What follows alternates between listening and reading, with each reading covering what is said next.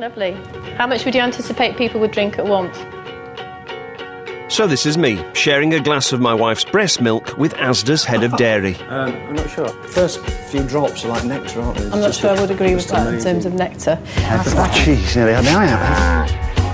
I was on a hunt for our most disgusting dairy products. There's pus in milk. There's pus. And it's legally allowed. And that was just for starters, because I found lots of disgusting things. Like the heart attack fat, still allowed to be used as a butter substitute. Oh, don't mention the hydrogenated, because it's almost lethal.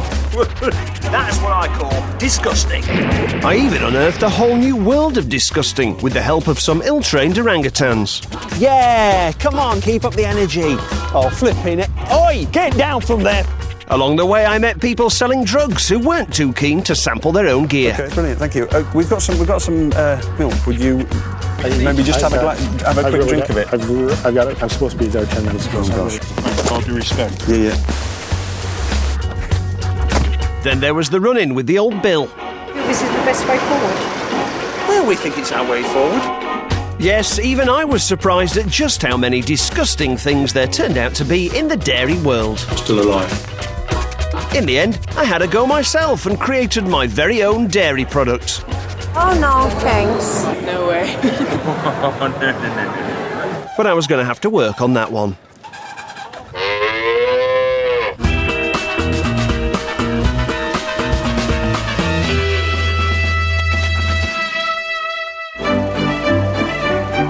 Last year, as the BBC's resident connoisseur of crap, I made a programme about Britain's most disgusting foods and created my very own brand of pies, full of all sorts of rubbish. My pies went down so well that I decided to expand the Mr. Riley's brand and set myself a new challenge: the dairy business. I headed straight to the milk aisles to sniff out anything disgusting. OK, it didn't seem likely that lovely healthy milk would throw up any rubbish, so I moved on to cheeses and desserts, and straight away, crap. The first thing that struck me was the dairy seemed to be missing. 10 singles. I like the way that they don't even mention that it's cheese. I found cheese slicers with virtually no cheese, ice cream with no cream, and pastries and cakes without any butter. And it was all perfectly legal. How were food manufacturers doing it? Replacing real dairy with cheap rubbish. I got a food technologist, Simon Wright, to spill the beans. Melted on the top of a burger. I mean, this is quite an interesting product. 10 singles. Single what?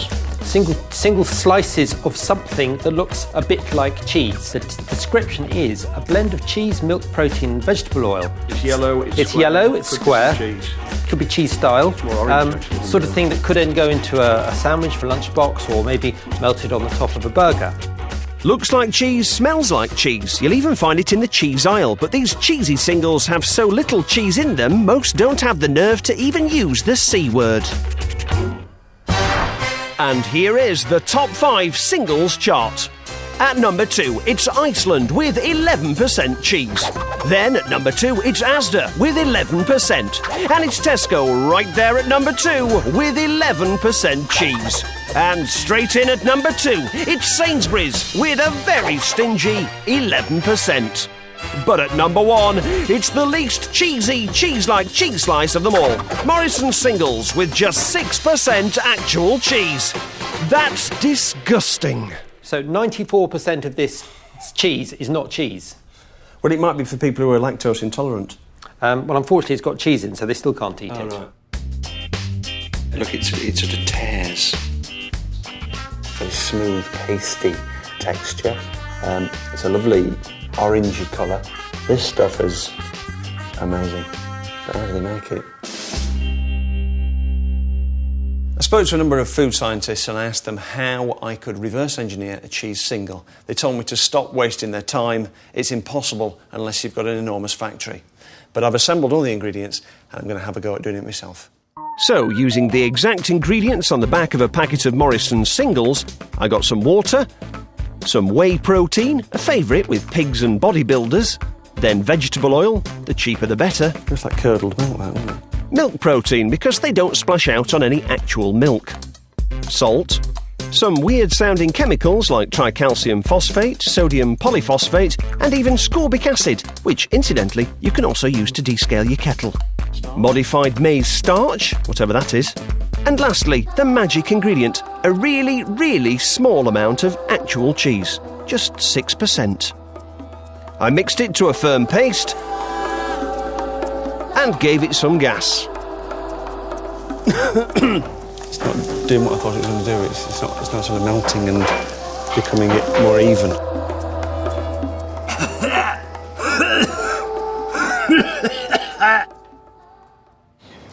We're just taking a break now with all the windows open because when I cooked the mixture, it burnt so badly that the whole place is full of really quite horrible fumes. The food scientists told me it was impossible to make a cheese single without an industrial laboratory at my disposal. Well, I had a go, and I've done it.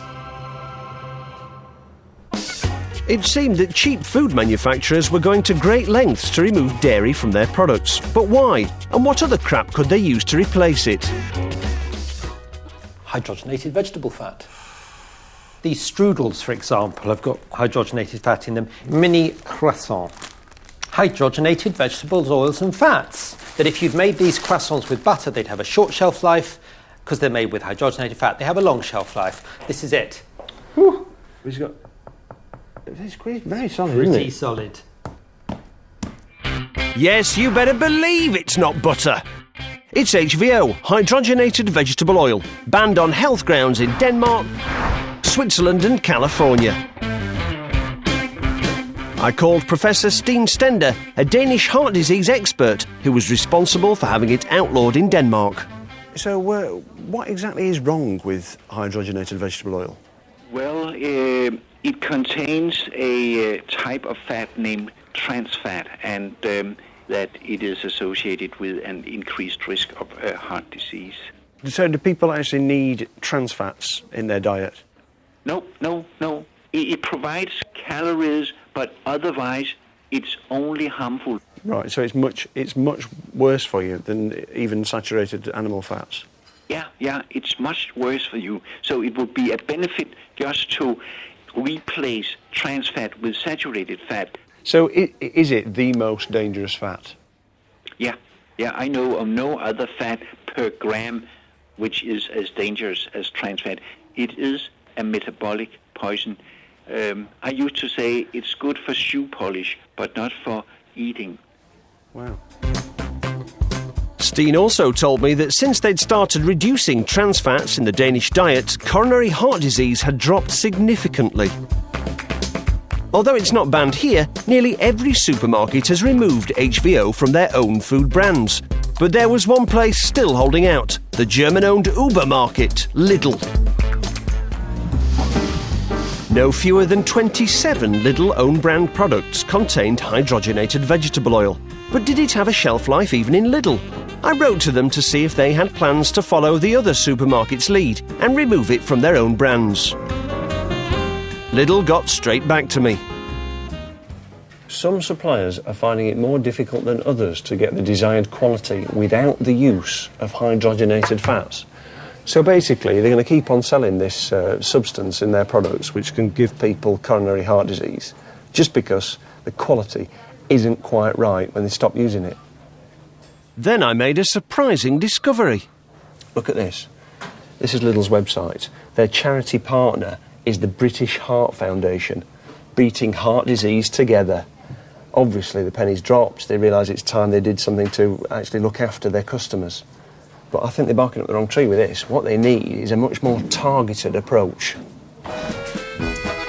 Right, these are my team of lederhosen-clad helpers, and in case anybody has any heart trouble during the stunt, with all that HVO flying around, we've got a nurse who is fully qualified in intimate massage. The heart massage, that's what I mean. I mean, strictly speaking, she's not state registered, but, you know, I'm happy. Hello. It's a German company, that's why it's the German theme. I suspected Lidl were giving money to the British Heart Foundation to help keep their customers alive. But if Lidl never got the desired quality without HVO, their customers might be in need of more acute coronary care. So I headed to Lidl's HQ in Wimbledon. My plan was to raise money to provide heart care at every Lidl store, just in case. It was my very own Lidl HVO-a-thon. Oh, wow, that is beautiful. That's what we're talking about, people. They're just sticking two fingers up to the established view and saying, look, come on, it's not going to kill you. Well, not immediately, anyway. Come on, roll up, roll up. Excuse me, madam, would you like to make a pledge? Would you like to make a pledge, sir? Who wants to pledge? I've got no pledges so far. Have you got anything? Have you got any money? Just what you put in to make it sound like you got some money in. Okay, so that means we've got absolutely nothing. Who'd like to have a heart attack so that the nurse can defibrillate your heart? Why don't you set the ball rolling and pledge me 13p? Okay. And yourself, would you like to pledge? 15p. Hang on a minute. I need 250 million quid for a specialist heart hospital. Okay, £1. It looked like I was going to get some support from an unexpected quarter. Can I put you down for 20p or it's just £50? £50? Gentlemen, would you like to make a pledge for our appeal? Can I put you down for 15p, 20p? Hello there. Looking for pledges, money. Can I ask you to step away? Yes. Sorry, yes, of course. They actually sponsor the British Heart Foundation.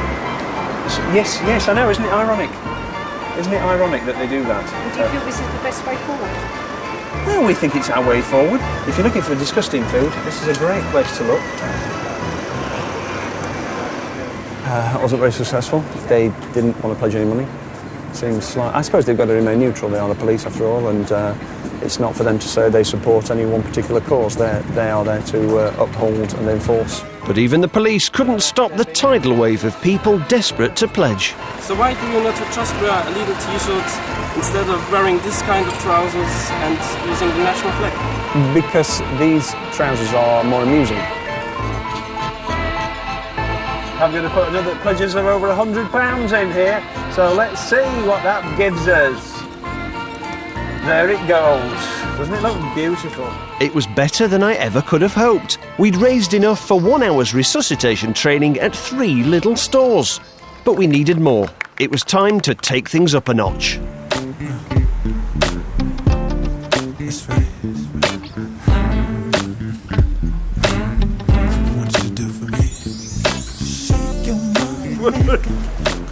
I'm going down, going in. Oh, that's soaking through the lederhosen, that's. Oh, yes. Quite thick, isn't it? Come on! I feel like a little strudel. Oh! I feel like I've gone blind in one eye. What's happened? It was time to pass on the pledges to the premier peddlers of hydrogenated vegetable oil. Oh, hello, it's Alex Riley here. We've raised over £100 to provide medical help in Lidl stores for people who may have heart disease through eating hydrogenated vegetable oil. I can't really help you because we've only got about 27 items left. Is there anybody senior who could come down and accept this cheque? It'd be a big media coup for Lidl. Not in the press office, I don't think, no. Really? If you called like yesterday or this morning, Yes. you might have had more luck. Oh, is it? I wasn't here though yesterday or this morning, so there you go. Bye-bye. Bye. I knew they were just being coy and they'd come down if I waited long enough. Here is a cheque for £105. Here, who'd like to accept the cheque? Here's a cheque for £155 and 13 pence. I mean, you know, in my view, that's bad manners. But then I got a heart-stopping result. Not that I like to take all the credit, but perhaps inspired by my HVO-a-thon, Lidl wrote to me to say they'd decided to do their bit for the British heart and are going to stop ordering products containing HVO. They said by the time this programme aired, it could all be gone from their supermarkets. Well, if you'd like to check it out for yourself, why not pop down to Lidl? Here are some of the products where I found it.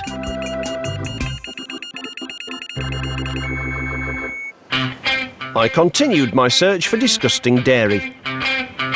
Then I got an unexpected steer. I'd been used to sniffing out the rubbish from processed foods. But this tip-off was leading me to the purest food of all, and the mother of all dairy, milk. Now, I have to warn you, this tip-off came from a source that some might consider controversial. This is Hove, near Brighton, where Heather Mills lives, and this is her cafe down there. Now, she's made some very well-publicised comments about how disgusting milk is, so I thought I'd come and meet her and find out for myself exactly what she's talking about.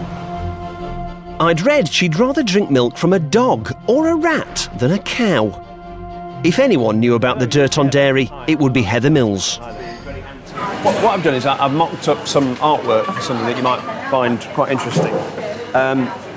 Here we are. It's me milking a dog and also me milking a rat, because in the press you reported us saying that instead of drinking cow's milk we would be better off drinking dog's milk or rat's milk. Which I never said, and that shows you how irresponsible the press are. What I said was to drink cow's milk is as nuts as drinking rat's or dog's milk. That's how crazy it is. There's pus in milk.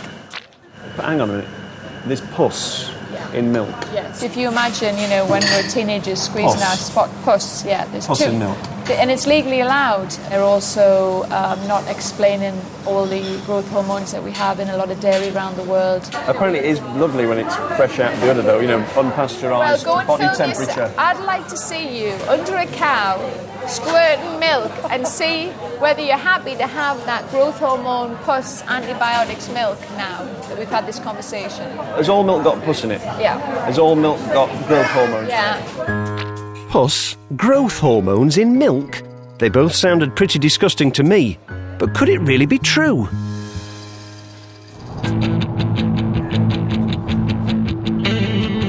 I'm on a pus hunt. I was heading down to a dairy farm in Somerset. I'm going to milk a cow when I get there. I think it'd be nice for a cow that's used to having mechanical suckers on its teats to have my soft, delicate fingers. I've never done it before. But I think I'm going to be quite good at it. This is going to be an interesting afternoon, dear. John Webster, Professor of Animal Husbandry, was going to let me loose on his favourite cow, Mavis. Looks like she's already dripping a bit of milk. Yes, she is. Yes, she's anticipating you. Just stroke down the side of the head, down to the udder, and then when you get down there, the back of your hand... Jeez, nearly had my eye out then with that. That's in the tail, don't worry about that. OK, just forget the tail. Down here, and then just a nice firm stroke, like this, like down to the udder. Yeah. And now teat behind like that. Look. Yeah, come on, there's a good girl. I'm using all my moves.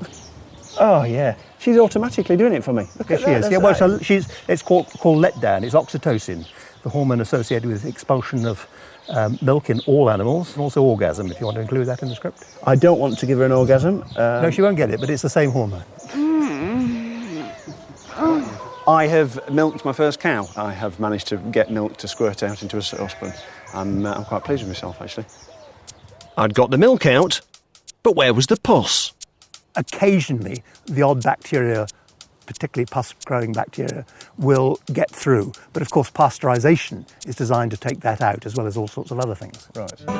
Had Heather been exaggerating about the pus? What about the growth hormone? Synthetic growth hormone is given to many cows in North America to drive these milking machines even faster. Heather was right. Growth hormones are injected into cows to make them produce more milk. That sounded really disgusting. But in Europe, it's banned. But before I wrote Heather off completely, I wanted to make sure. So I called the import man at Her Majesty's Customs. Is it legal to import dairy products from the USA that have been made from cows who've been treated with bovine growth hormones? Yes. OK, well, thanks very much for that. All right. Very interesting. So Heather was right about the growth hormones. I needed to find some hormonal milk. Of course, I wasn't going to get any fresh milk flown all the way from America, but we could be getting the milk in the processed foods imported from there. And after some research, it looked like I might have found some, though not in the usual low-rent stuff I specialise in, but in upmarket food, like Pepperidge Farm cookies and crackers, Betty Crocker icing, Betty Crocker. And also my favourite, squeezy cheese. That is a classic find. Squeezy cheese, made in the US of A, possibly with milk from cows that have had growth hormones pumped into them. Even the manufacturers of these products didn't know which cows the milk they'd used had come from. I needed to track down some of this elusive milk. I headed to the good old US of A. The home of the super cow. Pumped up on the growth hormone, RBST. Luckily, I was in the Midwest town of Stoughton at the same time as their annual dairy show. Can I stroke your head? That's all right. All these cows seemed very calm. Not hormonal at all. I like the tail, looks fantastic. Thank you. I thought I should get in with the friendly farmers to see if they had some of the milk. Hi there. We're filming for a BBC documentary about dairy, and we're asking people about RBST and growth hormones. Do you use that, or do you have an opinion on it, or? I don't have an opinion. I don't have any comment on it. All right, thanks anyway. Cheers. And we want to ask people about their comments about RBST. I don't have any. You don't have any? Okay. But what about you chaps? Hello, we're from the BBC. We just filming a documentary about dairy. Okay. All right, cheers anyway. Thank you.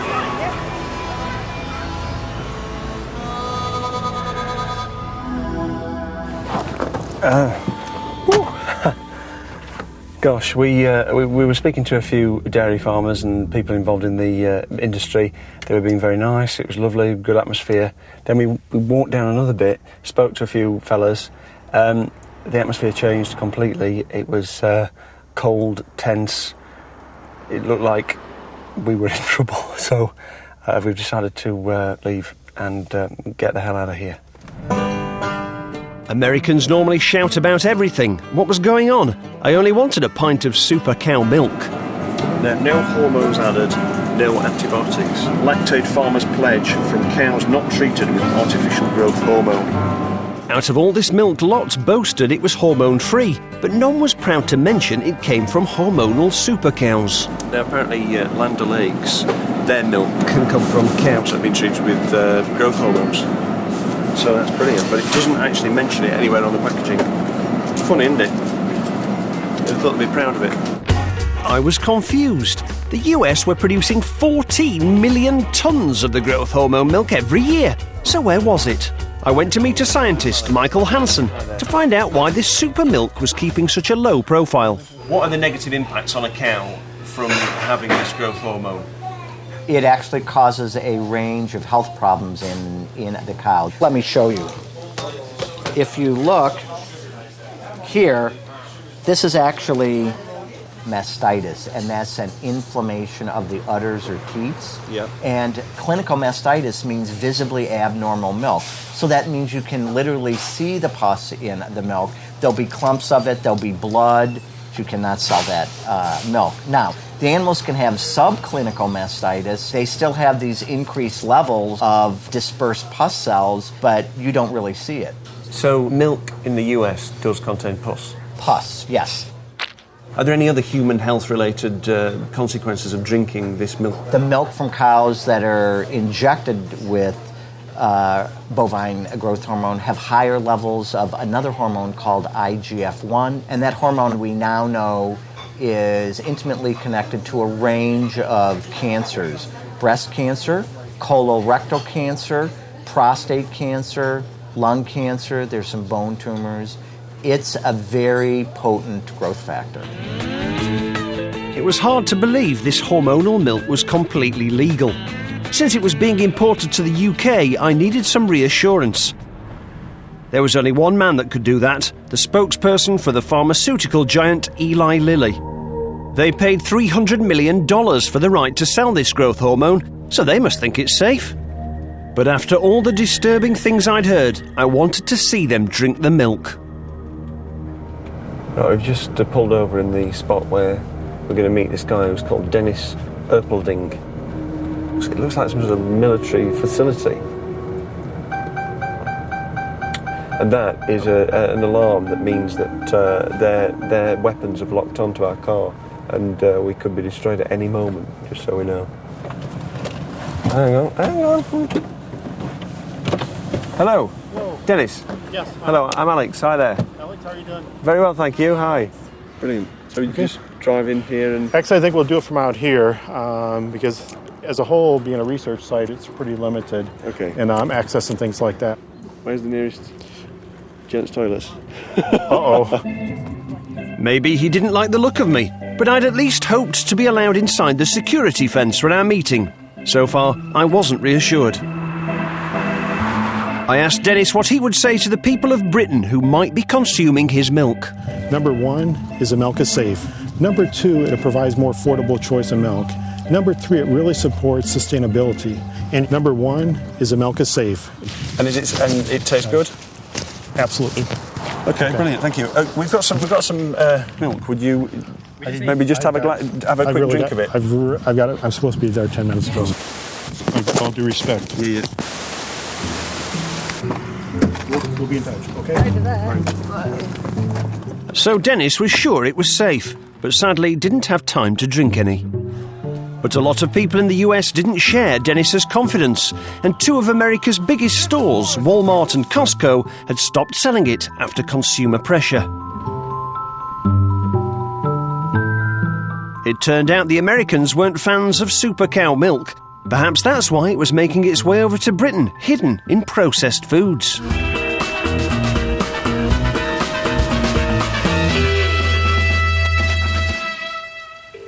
I thought I'd give Her Majesty's Customs another quick call. Which imported dairy products would contain milk that's come from cows treated with the bovine growth hormone? I don't think we have that level of detail available, I'm afraid. Let me just, actually, if you just bear with me, I'll just check. Okay. No, it doesn't look as that is actually one of the categories. So nowhere on your paperwork do they have to state whether or not it's come from cows that have taken bovine growth hormone? No. Really? And would you be able to give us details of any of the importers, who they are? No, we don't. We can't tell you who the importers are. So they don't have to declare it, and you don't actually know the actual brand names of the products from your records? No, and you can't tell me who the wholesalers are? No, I'm afraid not. Okay. It was baffling. Of the 2 million kilos of cheese, butter, ice cream and yoghurt we imported from the States last year, no one could say how much came from cows treated with growth hormones.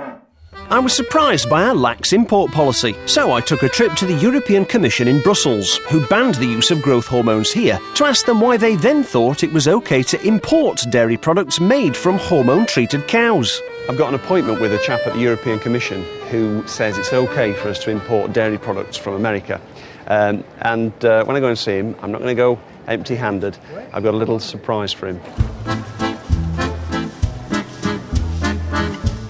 Bonjour.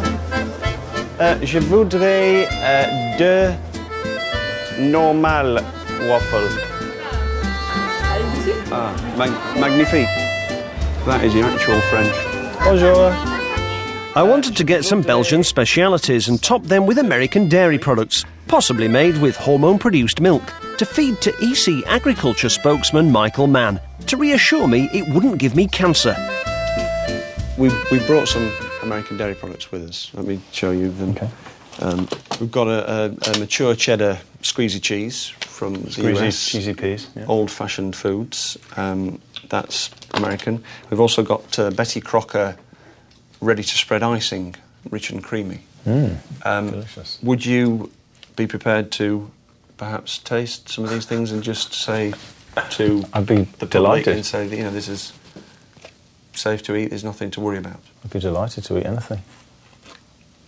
Not too much. I'm a slim man. I need to remain slim. Feet are a bit cold, I would have thought. They are a little bit cold. So what do I do? You want me to Well, go hang on, just before you do, would you, because with the BBC we have to be a bit careful on the old health and safety front, would you sign this disclaimer just to indemnify us from it? That's in case I die, right? In case you die. Oh, fine. Yeah. Milk from cows treated with, I'll just quickly run through it. Milk from cows treated with RBST have IGF-1 levels which are 25 to 70% higher. Risk characterisation is pointed Now, to as disclaimers go, this one was quite wordy, but it was based entirely on the EC's own research into the effects of growth hormones on human safety and animal suffering. Intestinal cell proliferation, increased relative risk of breast and prostate cancer, colonic cancer due to prolonged exposure to carcinoma in the large bowel, development of insulin-dependent diabetes suggested as a marker of breast cancer. I am happy to consume this product made from milk which may have originated from cows treated with RBST. Hey, we're making this programme, I might happily sign a bit of paper and try it. OK. Michael duly signed the disclaimer. I suspected he was also a crap food connoisseur. It's delicious, I'm sure. Let's have a look. It's not the best thing I've ever tasted. Can I try a bit of this? I can't vouch for the actual quality of the mouthfeel or taste experience.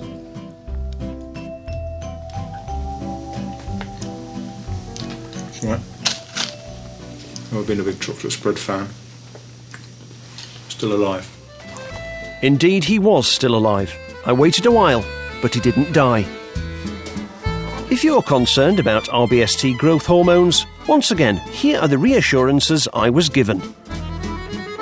Number 1 is Amelka safe. Still alive. Safe. Still alive. Is Amelka safe? Still alive. But then I received more reassurance. Betty Crocker got in touch to say that although there's only a bit of milk in it, things had changed. They could now confirm their rich and creamy cake topping doesn't contain growth hormone milk, and they think it's unlikely it did in the past. And they wanted to make it clear it had absolutely nothing to do with me. I love you, Mommy. Make someone happy.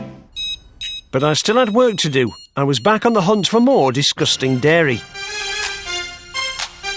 Then a couple of kids with funny moving eyebrows seemed to be trying to tell me something.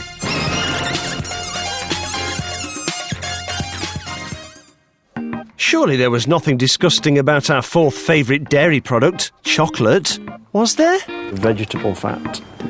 Vegetable fat. Vegetable fat. Milk chocolate still contained milk, but what was all this vegetable fat doing in all of Britain's most popular chocolate bars? I needed to find out. But none of the big chocolate companies would talk to me. So I had to make do with a man who didn't use vegetable fat in his chocolate. So, what kind of oil will the vegetable oil be? Usually, the more likely, palm oil.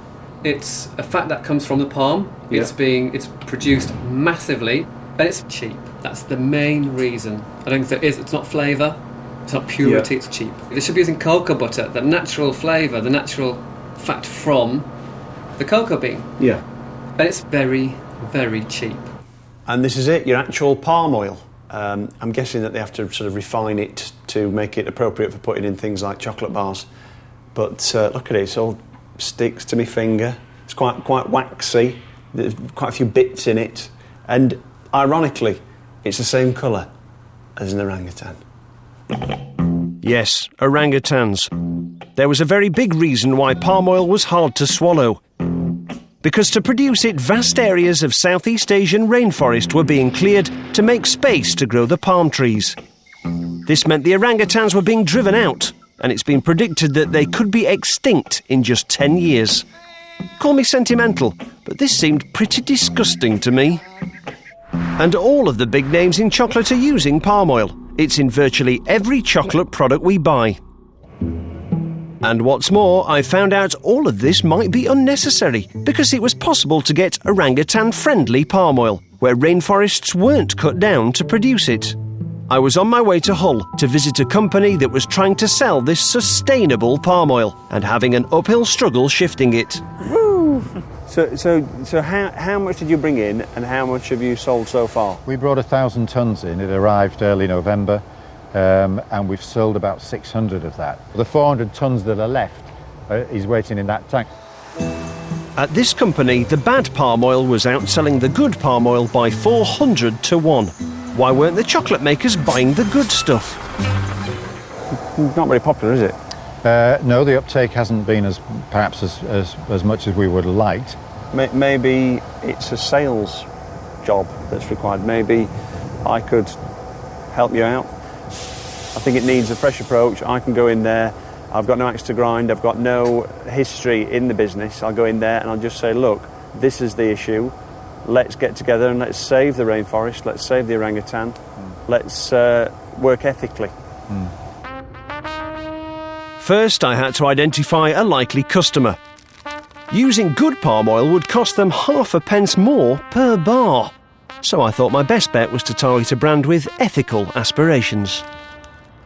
Now, I've been doing a bit of research and it's all very confusing because the Galaxy bar, which is made by Mars, is going to get the Rainforest Alliance seal of approval in 2010.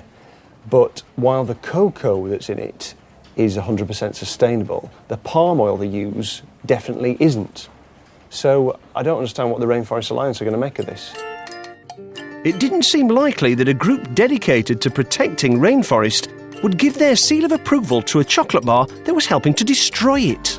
So I decided to check. I made a quick detour. Would the Rainforest Alliance endorse a Riley's chocolate product also made with unsustainable palm oil? How much palm oil would you use in an average week? We would never, ever, ever, ever use it. Completely banned in fine chocolate making, production. We would never recommend it, use it. OK. Well, I'm going to put some in our chocolate. OK.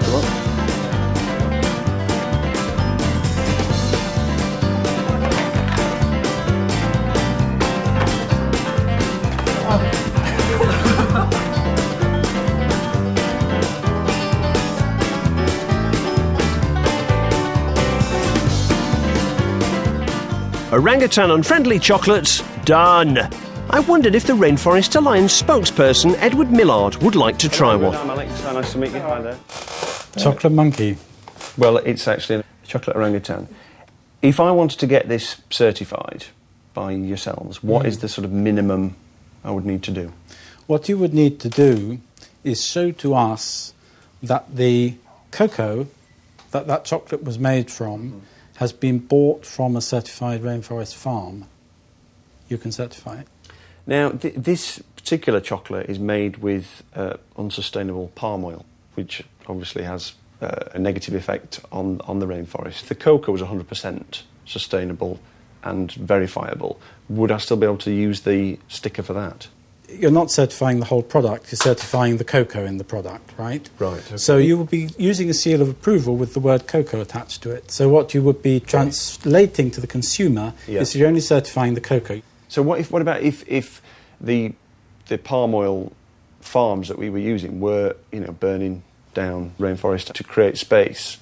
If you were aware of that, would that be a line in the sand?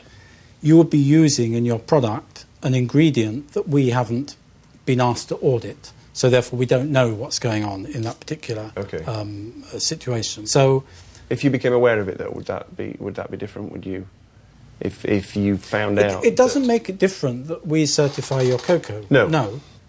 So Galaxy is going to get the seal of approval in 2010. They use unsustainable palm oil. To me as a consumer who's picking that up, I'm just saying, rainforest, good, I want to save the rainforest. I'm saving the rainforest by taking this product, when actually some of the stuff in it could actually be having exactly the opposite effect. Well, some of the stuff in it may need the same kind of sustainability criteria that, we're getting on the cocoa. What do you think? They're starting to sweat a bit. Yes, they're not the only ones. Fresh out. Even though the Rainforest Alliance weren't insisting, I was sure Mars, the makers of Galaxy, would want to use the sustainable palm oil I'd found. I rang to tell them I held the key to making their chocolate bar truly ethical. This is a mock-up of a Galaxy bar featuring not only the Rainforest Alliance certification, but also the Orangutan's Choice badge that we're hoping to promote to chocolate companies such as Galaxy.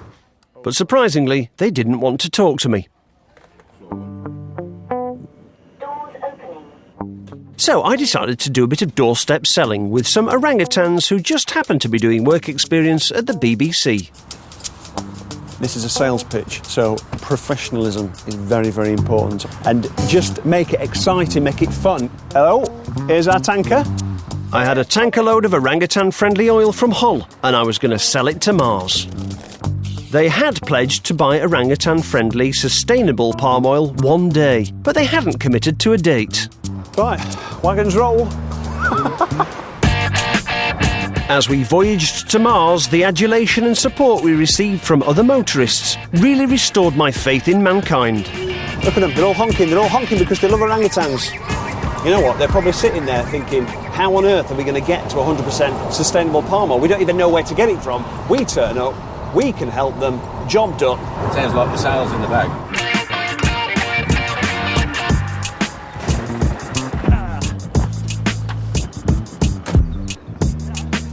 Hello there, it's Alex Riley here from the BBC. I wonder if you could put me through to somebody high up in the Galaxy brand, please. The Galaxy Mr. Big. I'll tell you, enough look good, you two. Would you like some? The workers at Mars loved our palm oil almost as much as they loved the orangutans. Do you want to try? I was convinced the sale was in the bag. Sorry, I need to know... Hello, yeah, we're here with the BBC, BBC 3. We're filming a documentary and we're chatting to... I'm just trying to get through to the person at Galaxy who's in charge of... This is the reality of the sales game. You know, it's waiting around, it's trying to speak to people, it's always been positive and always... Hello? Hello? Thank you. Bye-bye. Yeah, you're sending the chap down. Hi there. Hi there, Mr. Riley. Yes.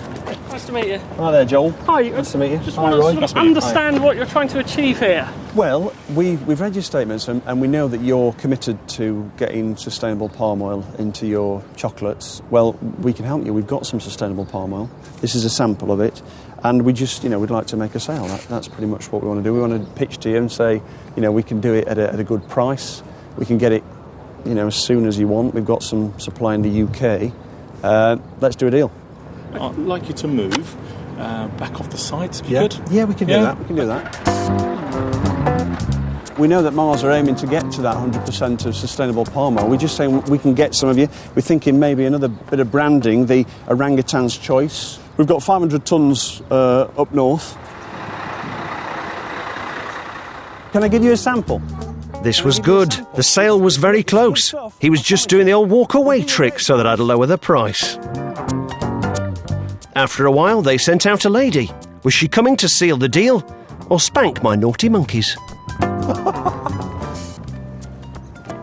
Oh, we've got a commitment from them. Listen to this.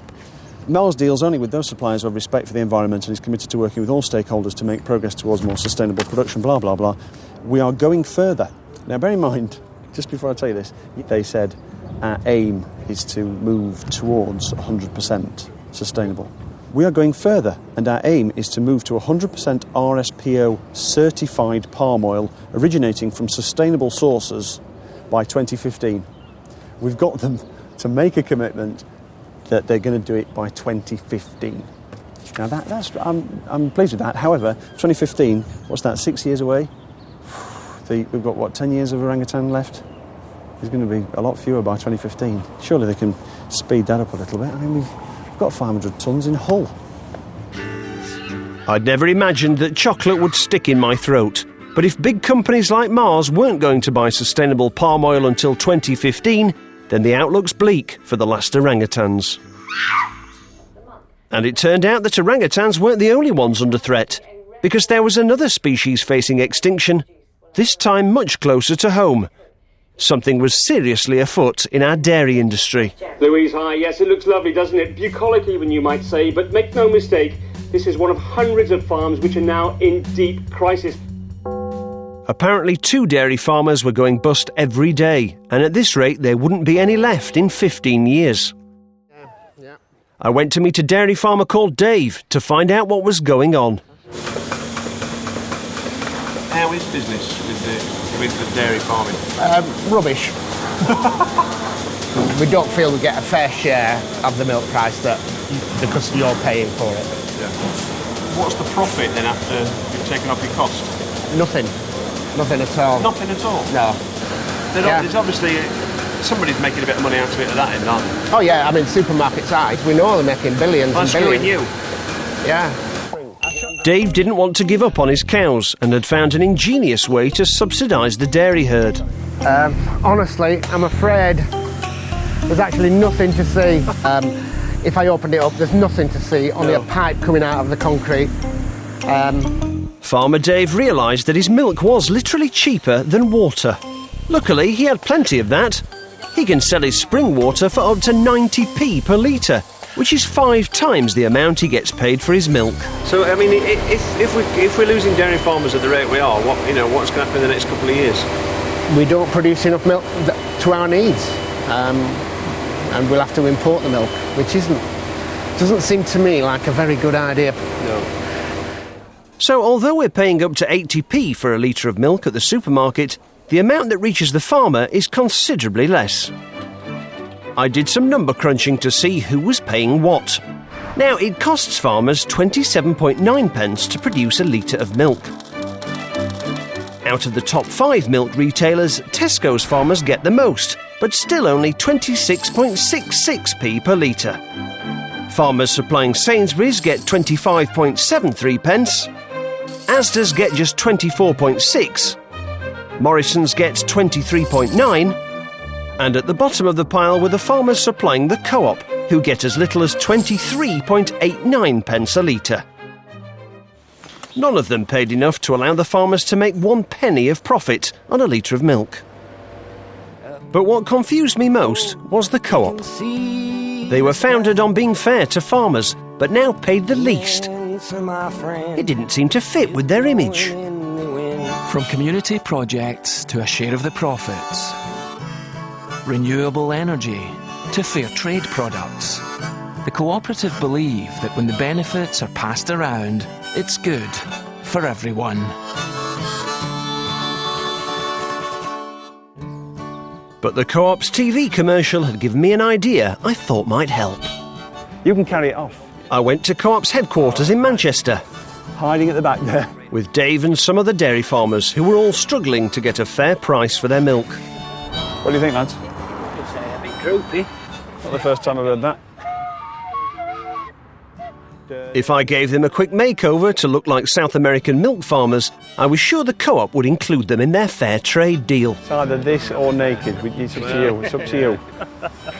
This is Manchester. They see all sorts every day of the week. Well, yes. We even got the help of Lulu, Britain's cutest cow. Just be yourself, act naturally, and do whatever you think is right. There's a good girl. Here we are. Have you seen the sign? Yes. The cooperative. We believe that when the benefits are passed around, it's good for everyone. Passing the benefits around. So let's pass a few benefits around to UK dairy farmers. It's in the key of G. This is the note you need. Milking cows has had its day. E-I-E-I-O. 'Cause the Co-op just won't pay. E-I-E-I-O.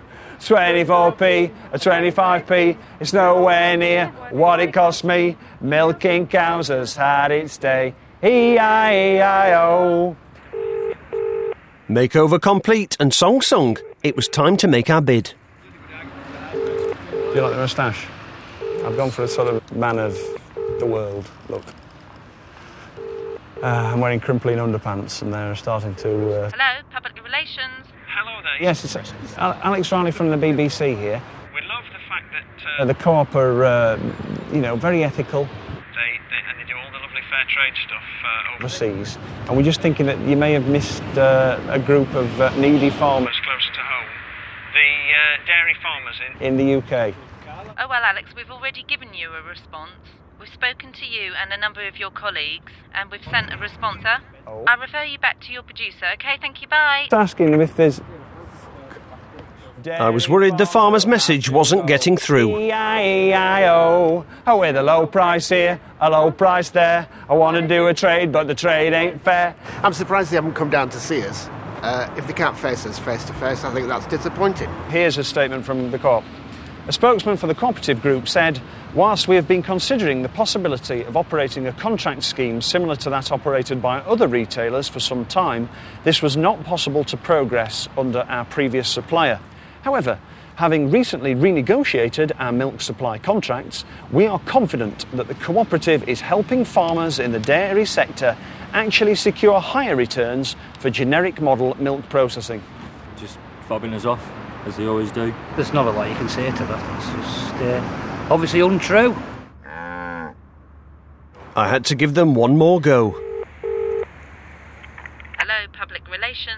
Hello, it's Alex Riley here again. We just want to know how, why you pay less than the other supermarkets and these dairy farmers can't make ends meet. Thanks very much, Alex. Goodbye. You think, or what?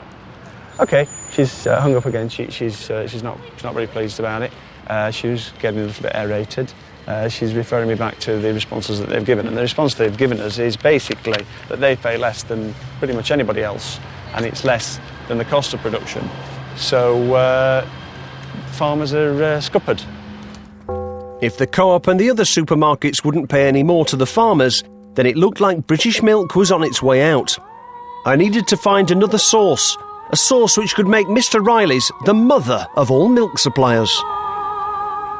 Then inspiration struck. A goddess spoke to me from the heavens. We should only drink the milk of our mothers, and mothers, and mothers, and mothers, and mothers, and mothers.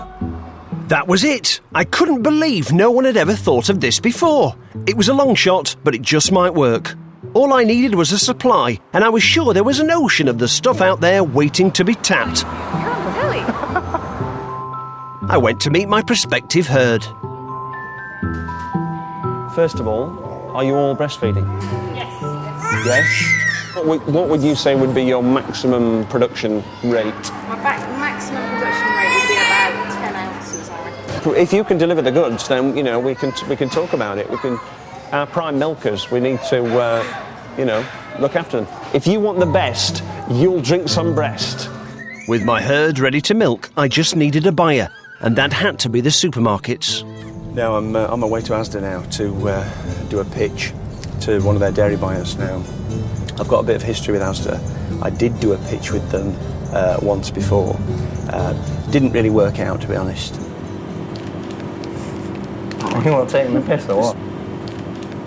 So I'm a little bit nervous, and I'm hoping that I don't see any of the same people I saw last time.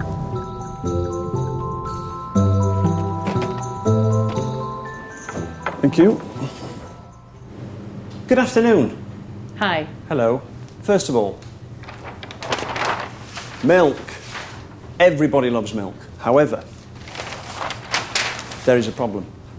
And the problem is this. The problem is that the cost of producing milk is 27.9 pence per litre.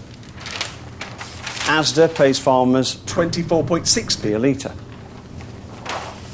2 dairy farmers are going out of business every day. Okay. At this rate, 53% of our dairy products will be imported by 2030.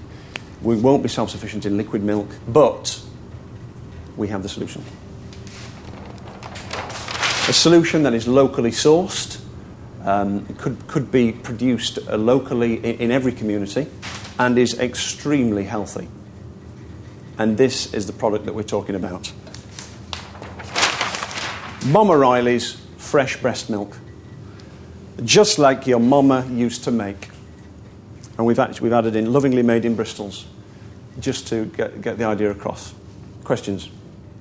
Do you have any we can sample? Yes. Okay. 2 separate. This is from a mother whose child at the time was about 5 months old. Okay. And what kind of shelf life do you get on it? Well, in the fridge, 48 hours. In the freezer, I think a month. So have you done shelf life trials on it? No. Okay. No, we haven't done shelf life. Because you would need to do shelf life trials on it to establish what shelf life you can get on it. Yes. That's got some of the milk in it now. But it would be, it would obviously be a premium thing, something to be savoured, something to be, if you want a treat, if you're having a dinner party, you want to have the most lovely milk. So what research have you done then in terms of whether or not customers are actually going to be prepared to buy but that? Altogether? Yeah. Not very much.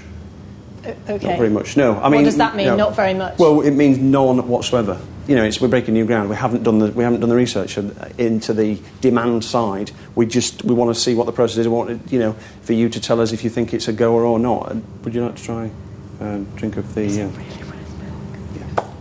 Yeah, it's 100% pure. I'll get it mine. You drink yours too. Are you going to down that in one? This is a premium product. Lovely. How much would you anticipate people would drink at once? The first few drops are like nectar, aren't they? They're just like a sort of a clear nectar-like fluid, and that I'm not sure I would agree with that in terms of nectar. It's really interesting what you've brought in today. So for me, though, there's still 2 or 3 pieces that are significantly missing. The piece on the consumer research, you need to go ahead and come back and represent that. And also I'd need to get an understanding of costs, because it seems to me you've got a very complex supply chain. Until you come back to me with that, I'm afraid that's probably the end of it today. My pitch had been a roaring success. I knew the demand was out there. I think it needs oiling. But every product needs a grand launch, and this was Mama Riley's moment. With the buzz I was going to create, I'd have all the big players begging me to supply them. Oh, now we're talking professional. That is prof. It's Mama Riley's human breast milk. It's wholesome, it's healthy, it's suitable for vegans. Who would like to try some of this new product that could be going into Asda? Human breast milk. Oh, no, thanks. No? No, I'm afraid no. Okay. Are you sure about that? Human breast milk. I'm not lying. Human breast milk. Right, it's the mothers I feel sorry for. The amount of flipping effort that went into getting this out this morning. What, milk from a human? From a human breast? No way. No. Perhaps the lads might be a bit more up for it. It's very good for you. Does it count as cheating? Cheat on, I don't know, on my your girlfriend might, Well, she can join us. Hold on 1 second. So, some people want me to try some human breast milk. Am I allowed to try some? It's not in a breast, it's in a cup. Okay, bye. To be honest, it has been rather disappointing. The demand isn't really there for Mama Riley's human breast milk at the moment, but when the cow's milk starts running out, these people are going to be beating a path to my door. And if people really couldn't stomach my breast milk, I'm sure the food industry will be ready to fill the gap with plenty of disgusting dairy substitutes of their own.